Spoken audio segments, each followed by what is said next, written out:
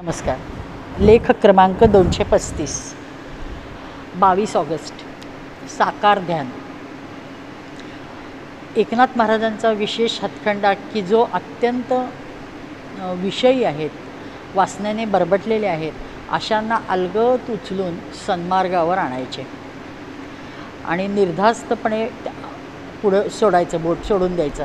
आणि पैठणमध्ये अनेक लबाड पाखंडी माणसे नाथांचा द्वेष करणारे खूप असतात आणि त्यांना स्वतः नाथांनाच ते पाखंडी म्हणत असतात वर. असाच एक विश्वंभर बुवा होता.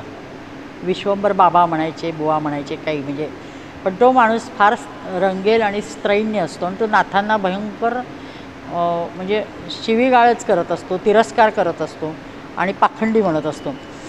एकदा अचानक ते दोघं आमनेसामने भेटतात. नाथ म्हणजे संतांचे महामेरू, ते अशी संधी सोडतात. तो नाथांना अद्वा तद्वा बोलतो. नाथ म्हणतात, अरे माझे जाऊ दे रे, मी असाच आहे बघ, पण आपण तुझ्याबद्दल बोलूया का? मग नाथ विचारतात, मला एक सांग, जगात अशी कोणची वस्तू आहे की जी सुंदर आहे, मोहक आहे, विलोभनीय आहे आणि हा सरळ सरळ आपण ज्या स्त्रीवर आसक्त आहोत तिचेच नाव सांगून मोकळा होतो. नाथ म्हणतात, ठीक आहे, मग तिचं वर्णन कर. ती छान आहे, छान आहे एवढंच बोलतो. मग ते म्हणतात, नाथ म्हणतात, तसं नाही, तिचे अवयव कसे आहेत, ती कशी छान आहे, ती म्हणजे बाकीचं इतर वर्णन सांग ना तू तिचे. तर तो म्हणतो, ठीक आहे, मला एक 4 दिवस द्या, तिची गाठ पडली की मी सगळं बघून मग 4 दिवसांनी पुन्हा येतो आणि फक्त तो अवयव सांगतो. मग हे म्हणतात की अरे, म्हणजे ती लंकेची पार्वती होती का, अंगावर एकही दागिना नव्हता? तर नाथ म्हणतात, छे छे, ती भरपूर दागिने घालते. अरे मग दागिन्यांची 4 नावं सांग ना. तो म्हणतो, अरे बरं, मी आता अजून 4 दिवसांनी येतो. मग तो पुन्हा येतो. मग पुन्हा नाथ म्हणतात, अरे तिची चाल वगैरे, वस्त्रे कशी होती, केशसंभार कसा असतो, असं प्रत्येक वेळे उलटं पाठवून त्याच्यात 5-6 महिने जातात. पण त्याची चिकाटी पाहून ती बाईच शेवटी त्या माणसाला बोलावणं पाठवते. मग हा जाऊन आठवून तिच्या साकार ध्यानात इतका रममाण असतो की तो तिला उलटा निरोप पाठवतो, मी आता डोळे मिटले तरी मला तुझे रूप समोर येते, तर मी तुला कशाला येऊन भेटू? आणि मग नाथांनी वर्णन कर म्हटले की येत होतं ते सगळे साकार रूपाचे. तो छान डोळे बंद करून ठेवून वर्णन करतो. नाथ सांगतात, आता अजून निरखून बघ बरं.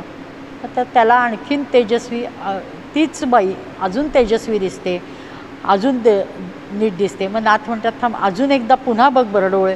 ते डोळे घट्ट मिटतो आणि बघतो आणि मग त्याला चतुर्भुज भगवंताचं दर्शन होतं. मग तेच आत खोल खोल हृदयात पहा म्हणतात. आणि मग नाथ सांगतात, तो हृदयातच आहे, हीच धारणा दृढ ठेव आता. ते म्हणतात, अवाक होतात. ते नाथ सांगतात, अरे समुद्र मंथनात जे मोहिनी रूप होते ना, तेच हे रूप. मग 6 महिन्याच्या सतत सत्संगामुळे त्यांचा पापक्षय झालेला असतो. नाथ म्हणतात, अरे किती भाग्यवान आहेस तू, तुला भगवंतानी मोहिनी रूपाचे दर्शन दिले. तो आमूलाग्र बदलतो, तो एकदम साधूबाबाच होतो. तो खूप वेळा नाथांची माफी मागतो, मी तुम्हाला खूप शिव्या दिल्या म्हणतो, मी तुमच्याबद्दल खूप अपशब्द वापरले. नाथ म्हणतात, ते राहू दे रे, आता तू ज्या भगवंताचं ध्यान करतोयस त्यातच रत राहा. आणि ते त्याचं कल्याणच करतात आणि पुढं त्याला गुरुमंत्र देतात. त्याचं संपूर्ण आयुष्य बदलतो.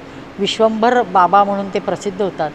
कुशलतेने व्यक्तिगत साकार ध्यानातून त्याला एकदम विश्वव्यापक भगवत ध्यानामध्ये दृढ करतात. हे फक्त नाथच करू शकतात. धन्य तितिक्षा आणि धन्य ध्यानधारणा. नमस्कार.